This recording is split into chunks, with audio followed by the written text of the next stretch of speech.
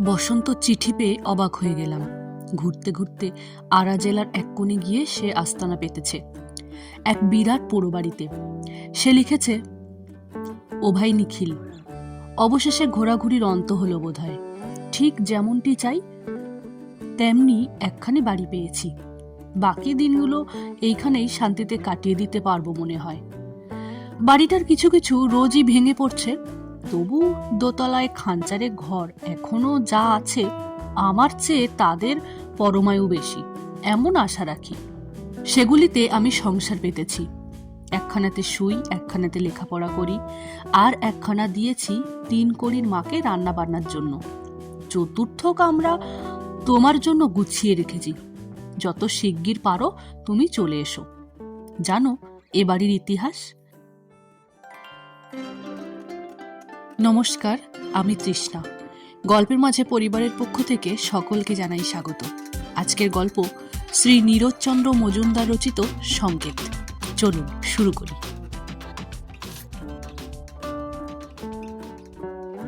এটা ছিল রাজবাড়ি। 1857 সালে যখন প্রথম স্বাধীনতা যুদ্ধ হয়, তখন এ বাড়ির মালিক দস্তুর মতো লড়াই করেছিলেন ইংরেজদের বিরুদ্ধে। তার নাম কুমার দলপত সিং। তেজি মানুষ ছিলেন। নানা সাহেবের দরবারে রীতিমতো খাতির ছিল তার। যুদ্ধে যখন হার হলো, কুমার বাহাদুর কানপুর থেকে পিছিয়ে এলেন। কাশী, পাটনা, ছাপরা সর্বত্রই তার কলিজার রক্ত ঝরেছিল কিছু কিছু। অবশেষে সাদা জাতের শাসনে কবরের শান্তি প্রতিষ্ঠিত হলো গোটা দেশে। দলপত সিং এর নামে হুলিয়া বেরুলো। যে তাকে ধরিয়ে দেবে 10,000 টাকা পুরস্কার পাবে। নিজের জেলাতেই গা ঢাকা দিয়ে এদিক ওদিক ঘোরাফেরা করতেন কুমার বাহাদুর। এখানে সবাই তাকে চিনত, মানত, ভক্তি করত। বন্ধু, আত্মীয়, প্রজা যার বাড়িতে দুদিনের জন্য আশ্রয় নিতেন, সে যেন স্বর্গ হাতে পেত। সাবধানে তাকে লুকিয়ে রাখত আর প্রাণপণে তার সেবা করত। মোটের উপর খুব বেশি কষ্ট তিনি পাননি। ইংরেজের চরকে ফাঁকি দিয়ে বেশ নিরাপদে দিন কাটছিলেন তিনি। অবশেষে বিনা মেঘে বজ্রপাত হলো। তিনি ধরা পড়লেন তার নিজের বাড়িতে। বহুদিন পর দলপত সিং এসেছিলেন স্ত্রী পুত্রকে দেখবার জন্য। আরও 2-1 এমন এসেছিলেন। তখন কোনো বিপদ হয়নি, কিন্তু এবার হলো। তাঁরই খুড়তুতো ভাই মহিনুর তেতলার জানালা থেকে একখানা কালো কাপড় ওড়ালো মিনিট। অদূরে বটগাছে ইংরেজের চর লুকিয়েছিল এই সংকেতের প্রত্যাশায়। সেই রাত্রেই সাদা পল্টন এসে বাড়ি ঘেরাও করল।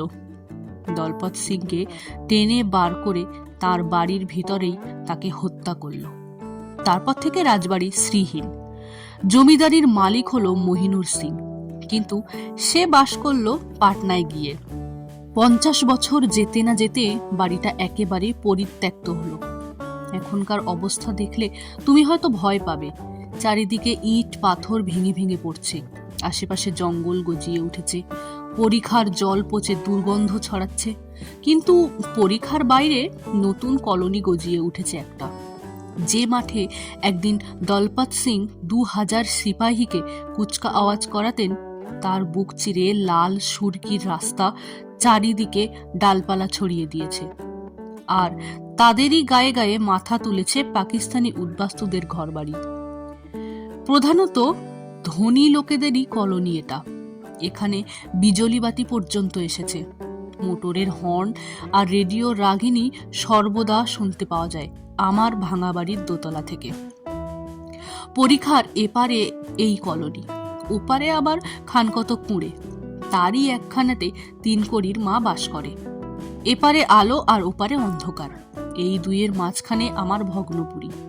বর্তমান মালিকরা এ বাড়ির আসবাবপত্র সব সরিয়ে ফেলেছেন, তবে দরজা জানালাগুলো এখনো আছে। বছরে 200 টাকা মাত্র ভাড়ায় এই বিশাল ধ্বংসাবশেষ আমি ভাড়া নিয়েছি।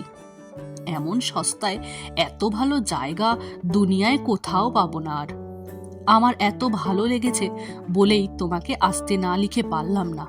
তোমার বসন্ত। চিঠি পড়ে আমি অবাক। একটা পোড়ো বাড়ির উপর এরকম স্নেহ, নির্জনতা সে ভালোবাসে জানি, তাই বলে সারা জীবন একটা ভাঙা বাড়ির মধ্যে নিজেকে কবর দিয়ে রাখতে হবে? এ কি পাগলামি! বয়স তার সবে 30, অর্থ সামর্থ্য মন্দ নয়, ছবি আঁকতে পারে, লেখক হিসেবেও নাম করেছে একটু। সে লোক যদি এভাবে পৃথিবীর বাইরে চলে যেতে চায়, তাহলে বন্ধুর কর্তব্য হবে তাকে ধরে এনে ডাক্তার দেখানো। বন্ধু বলতে শুধু আমি, কাজেই আমায় যেতে হবে। এক শীতের প্রভাতে আড়ায় গিয়ে হাজির হলাম। সঙ্গে নিজের গাড়ি ছিল। পথের বিবরণ বসন্ত চিঠিতে বিশদভাবেই পেয়েছি, কাজেই বাহাদুরনগরে পৌঁছতে কষ্ট হলো না। আমার আসবার আগে বসন্তকে চিঠি দিইনি। তার সঙ্গে দেখা হওয়ার আগে একটা স্বাধীনভাবে বাড়িটা দেখে নিতে চাই আমি। এই সে কলোনি। লাল সাদা গেরুয়া রঙের ছোট ছোট বাড়ি, ফুলবাগানের ফ্রেমে আঁকা একখানা ছবি যেন। পুল আছে, পাথরের পুল। 200 বছর আগে পুলের মুখে শান্তির ঘর আর লোহার দরজা ছিল। এখনো তার চিহ্ন আছে। পুলের উপর দিয়ে ভাঙা রাজবাড়ির হাতায় এসে পৌঁছলাম। কি জঙ্গল চারিধারে, কিন্তু বড় গাছের জঙ্গল নয়, ছোট ছোট আগাছা। তাতে বিশাল অট্টালিকার এধার থেকে ওধার পর্যন্ত দেখার অসুবিধা হয় না। গাড়ি থেকে নেমে সেই দূর থেকেই নিষ্পলক নয়নে তাকিয়ে রইলাম বাড়িটার দিকে। লম্বায় চওড়ায় যেমন, তেমনি বিরাট উঁচু। বাড়িটা দেখে ভয় বিতৃষ্ণার বদলে শ্রদ্ধা হলো আমার। কেন যে পাগলা বসন্ত এমন করে বাড়ির মায়ায় বিভোর হয়েছে বুঝলাম। মোট নিয়ে খানিকটা এগিয়ে গেলাম বাড়ির দিকে। বসন্ত আওয়াজ পেল বাড়ির ভিতর থেকে। জানলাতে তার মুখ দেখা গেল একবার। তারপর নেমে এসে আমায় একবার বুকে জড়িয়ে ধরল। গাড়ি রাখবার জায়গার অভাব নেই। বসন্ত আমায় আস্তাবলে নিয়ে গেল। একসময়ে 500 ঘোড়া থাকতো এই আস্তাবলে। বাড়ির তুলনায় এটা বেশ ভালো অবস্থাতেই আছে। সেখানে গাড়ি রেখে বাড়ির ভিতরে ঢুকলাম। প্রথমেই সিংহদ্বার, মোটা লোহার পাতে মোড়া জবরদস্ত কাঠের দরজা। তার ডাইনে বাঁয়ে মাথায় উপরে তেতলা সমান উঁচু পাথরের দেওয়াল। ভিতর থেকে যদি সিংহদ্বার বন্ধ করে দেয়া যায়, কারো সাধ্য নেই বাড়িতে ঢুকবে। সিংহদ্বারের পর একটা ঘর, দরবার ঘরের মতো। বহু স্তম্ভের মাথায় নকশা করা ছাদের কিয়দংশ এখনো বর্তমান। ভাঙা দিকটা দিয়ে চওড়া পাথরের সিঁড়ি উপরে উঠে গিয়েছে। সিঁড়ির পাশে একসময়ে কাঠের রেলিং ছিল, তার চিহ্ন এখনো আছে। বসন্ত বলল, বাড়ির মালিকরা রেলিংগুলো খুলে নিয়ে বিক্রি করে দিয়েছে। সিঁড়ি চওড়া, রেলিং না থাকলেও গড়িয়ে পড়বার আশঙ্কা নেই।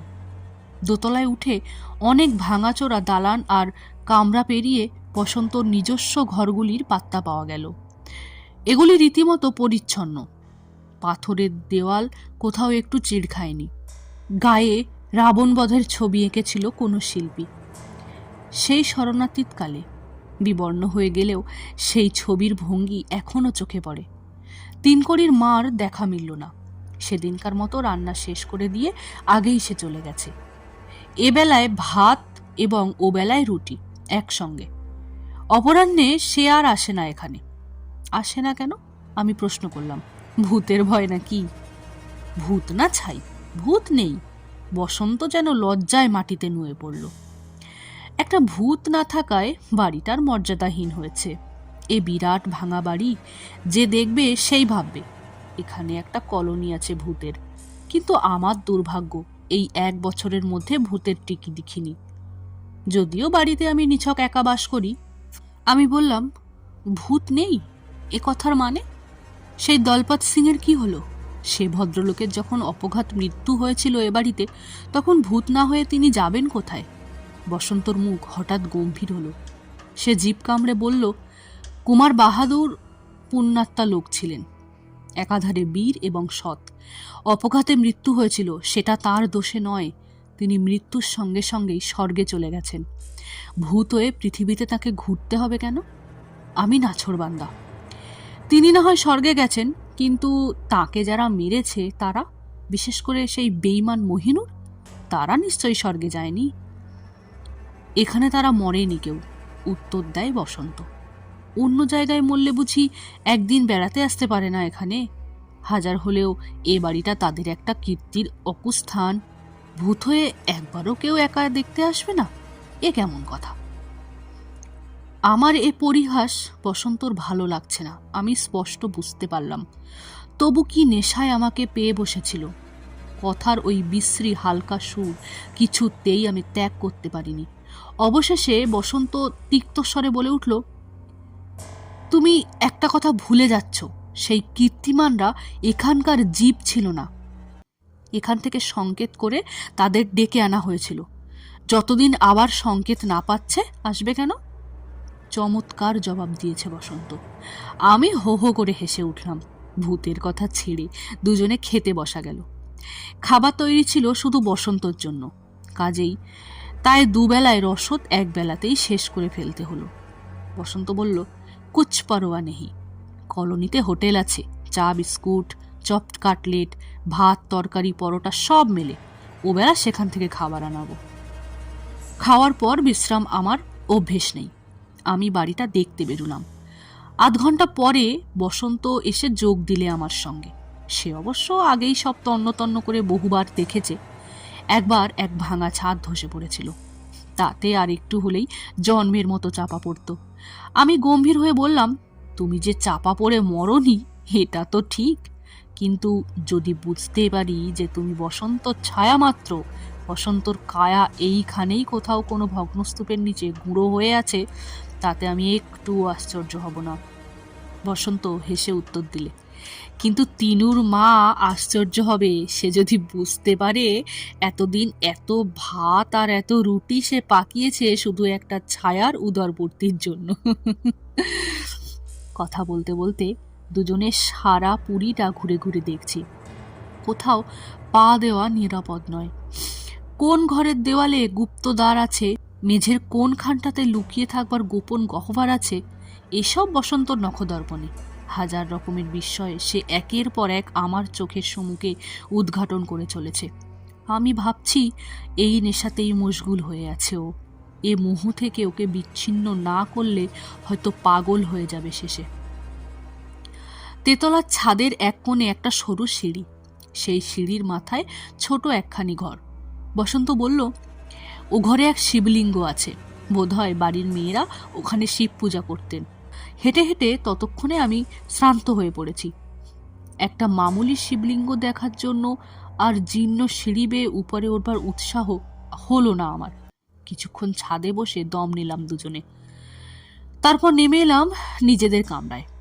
অপরাহ্নে দুজনে হোটেলে গিয়ে খাবার কিনে আনলাম।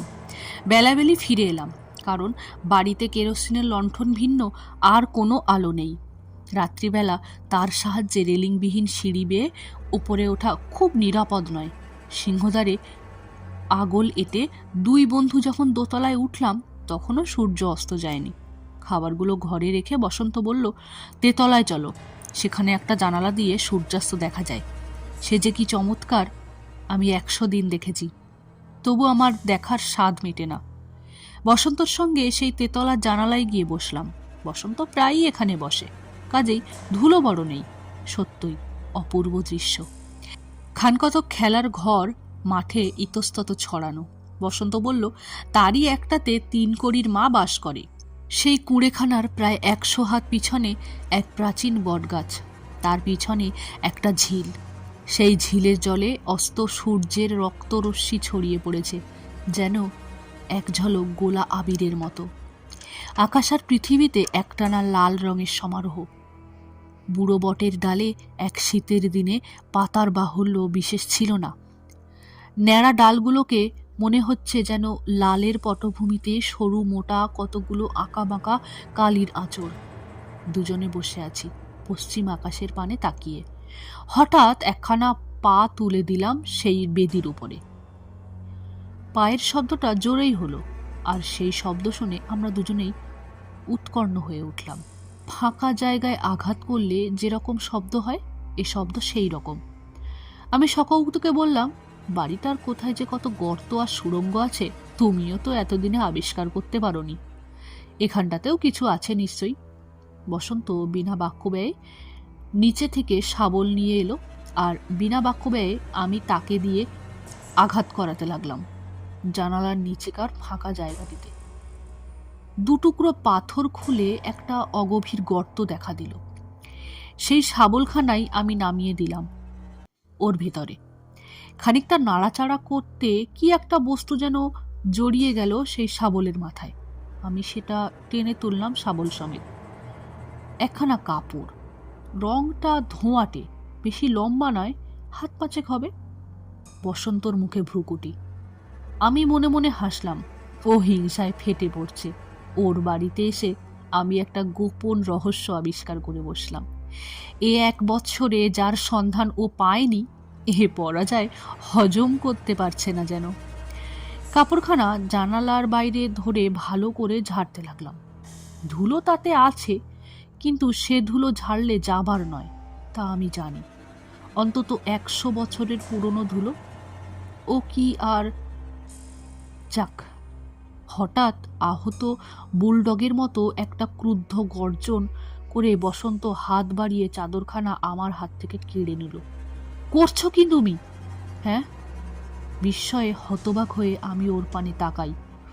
এ যে সেই কাপড় যা দিয়ে পাপিষ্ঠ মহিনুর সেদিন ইংরেজের চরকে সংকেত করেছিল। এই বলে সে সভয়ে তাকাতে লাগলো ওই ন্যাড়া বটগাছটার দিকে, যেন ওর আঁকাবাঁকা ডালের আড়ালে সে কোনো লুক্কায়িত চরের সাদা মুখ দেখতে পেয়েছে।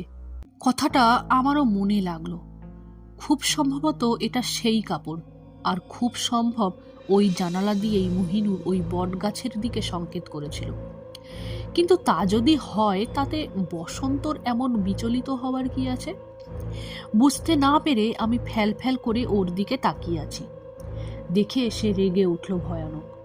জানালাটা বন্ধ করে দিয়ে কালো কাপড়খানা তার নিজস্ব গর্তের ভিতর নিক্ষেপ করলো তখনই। তারপর পাথর দিয়ে গর্ত বন্ধ করতে করতে সে গজরাতে লাগলো। আস্ত বোকা! এই সংকেত কি অনর্থই না ঘটেছিল সেদিন? আজ আবার তেমন কিছু হয় যদি? আমি আকাশ থেকে পড়লাম। আজ আবার অনর্থ? কিরকম অনর্থ? কে ঘটাবে অনর্থ? কেন ঘটাবে? ঝড়ের বেগে প্রশ্নের পর প্রশ্ন করি আমি। উত্তর দেবার আগে সে আমার হাত ধরে টেনে নামিয়ে নিয়ে এলো দোতলায়, নিজের ঘরে। তখন সন্ধ্যা হয়ে এসেছে প্রায়। ম্লান গোধূলির আলোয় সিংহদ্বারের দিকে তাকিয়ে সে বলল মৃদু কণ্ঠে, ওই দোর খুলে আমরা পালাই, চলো, এখনো সময় আছে। তারা আসবার আগে আমরা পালিয়ে যেতে পারবো। হোটেলে একটা রাত্রির মতো আশ্রয় পেতে পারবো। চলো চলো, এখনই চলো। এরপর তারা এসে পড়বে হয়তো। কারা? কারা এসে পড়বে? আমি কিছু বুঝতে না পেরে পাগলের মতো চেঁচিয়ে উঠলাম। কিছু বুঝতে পারছিলাম না। কেবল এইটুকু ছাড়া যে অভাগা বসন্ত বদ্ধ পাগল হয়ে গেছে। আমার প্রশ্ন শুনে বসন্ত আমার দিকে স্থির দৃষ্টিতে তাকালো। আমিও ভালো করে তাকিয়ে দেখলাম তার দিকে। না, তার চোখে পাগলামির কোনো আভাস নেই। তবে এসব কি বলছে ও? বসন্ত বললে, কারা এসে পড়বে বুঝছো না? সেদিন যারা এসেছিল। মনে করছো তারা আর নেই? পাগল! তারা মরেছে বটে, কিন্তু তাদের হিংসা মরেনি। পাপ দীর্ঘজীবী, রক্তের তৃষ্ণা একবার জাগলে সহজে তা মেটে না। একটা দলপত সিংয়ের রক্ত পান করে সেই 200 গোড়া সৈনিকের রক্ত পিপাসা চিরদিনের মতো ঠান্ডা হয়ে গিয়েছে।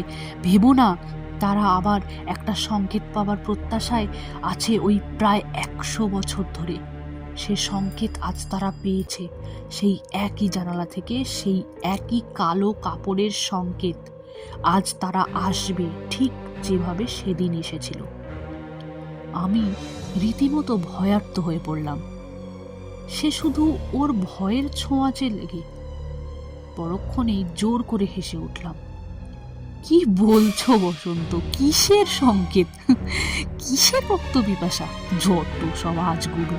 ভেবে ভেবে এই 1 বছর ধরে তুমি নিজের মাথার মাথা খেয়েছ। চলো, খেতে বসা যাক। খেয়ে লম্বা ঘুম, তারপর সকালে তোমায় নিয়ে বাংলো বুল্লুকে ফিরে যাচ্ছি আমি। ফিরে যেতে চাইলেই ওরা তোমায় যেতে দেবে? হেসে তুমি উড়িয়ে দিলে আমার কথা।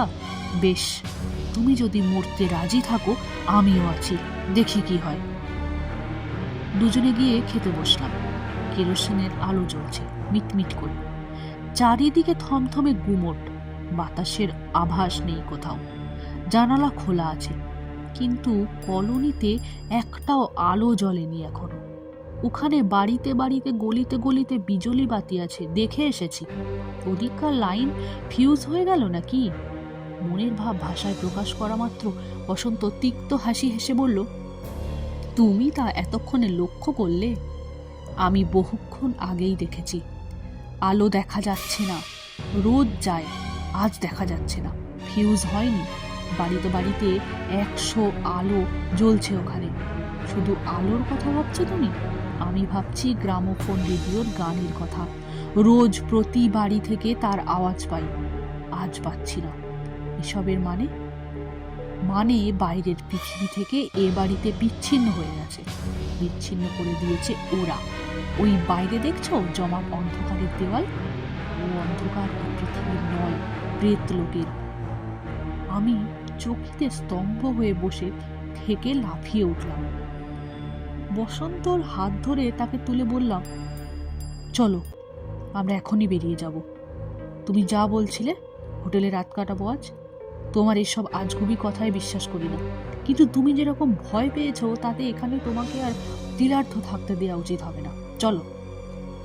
আমার সঙ্গে ঘর থেকে বেরিয়ে যেতে যেতে বসন্ত বলল, চলো, কিন্তু বেশি দূর যেতে হবে না, ওরা এসে গিয়েছে। বাড়িটা ওরা ঘিরে বসে আছে। এখন বাইরে যাওয়া মানে ওদের মুখে ঝাঁপিয়ে পড়া। অবশ্য তাতে কিছু আসে যায় না, মরতে যখন হবেই 2 মিনিট আগে না হয় মরে। এতক্ষণে আমারও যেন ধারণা হলো যে অনৈসর্গিক একটা কিছু ঘটতে চলেছে। রক্তের গন্ধ পাচ্ছি চারিদিকে, বাতাস বইছে না, কিন্তু একটা শিরশির আওয়াজ কানের কাছে। কারা যেন ফিস ফিস করে কথা বলছে ঠিক আমার পাশে দাঁড়িয়ে। একটা অশিব প্রভাব বিশাল পাষাণপুরীকে গিলে ধরেছে যেন। এখান থেকে পালাতে হবে, পালাতেই হবে। সিঁড়ির উপরে লণ্ঠন রেখে হাতড়ে হাতড়ে নিচে নেমে গেলাম। দরবার হল পেরিয়ে সিংহদ্বারে এসে পড়লাম। ভগবানকে ডেকে আগল খুলে ফেললাম একটানে। কর্কশ আওয়াজ তুলে ভারী কাঠের পাল্লা পিছনে সরে এলো। দরজা খোলা, এবার এগিয়ে গেলেই হয়। তা হয় না, এগিয়ে যেতে চাইলেই যাওয়া যায় না। সেই যে অন্ধকার দেওয়াল, সেটা সত্যিই নিরেট, তাকে জানতো।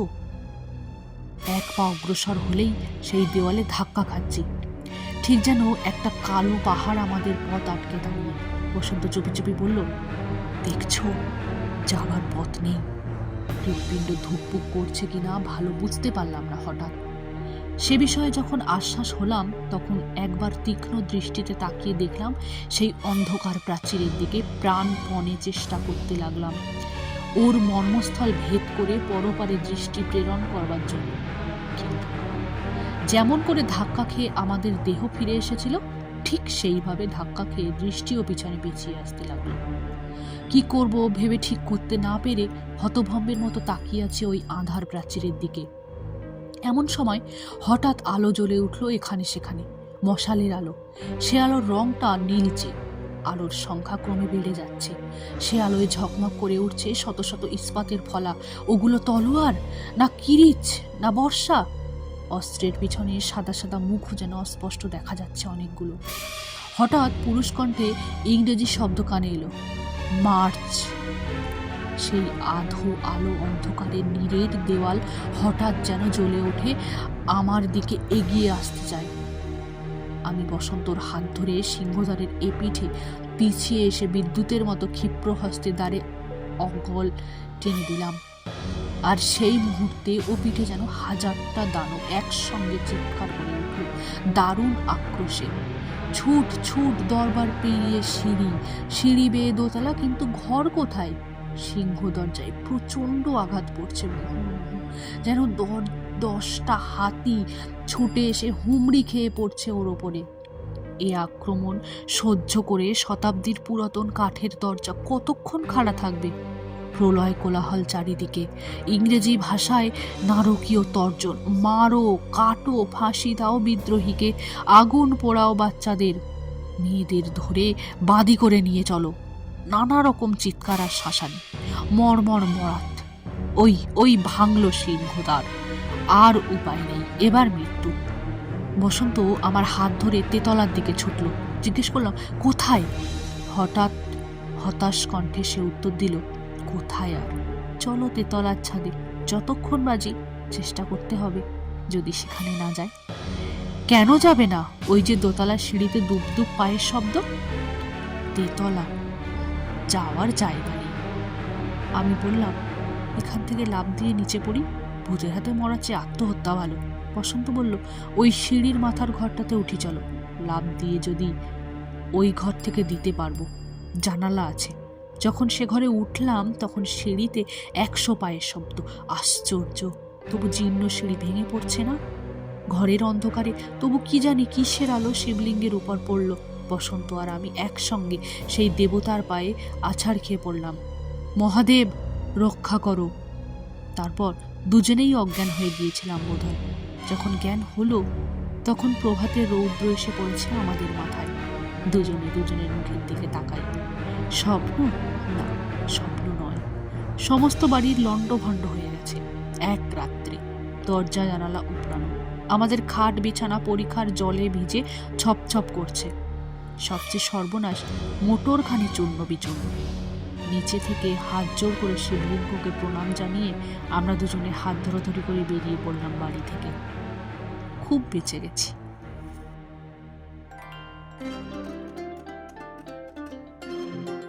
আজকের গল্প এখানে শেষ। আপনাদের সঙ্গে আবার দেখা হচ্ছে কোনো এক নতুন গল্পের মাধ্যমে। ততক্ষণে লাইক, কমেন্ট এবং চ্যানেলটি সাবস্ক্রাইব করে আমাদের পাশে থাকবেন, বন্ধুদের সাথে শেয়ার করবেন। ধন্যবাদ।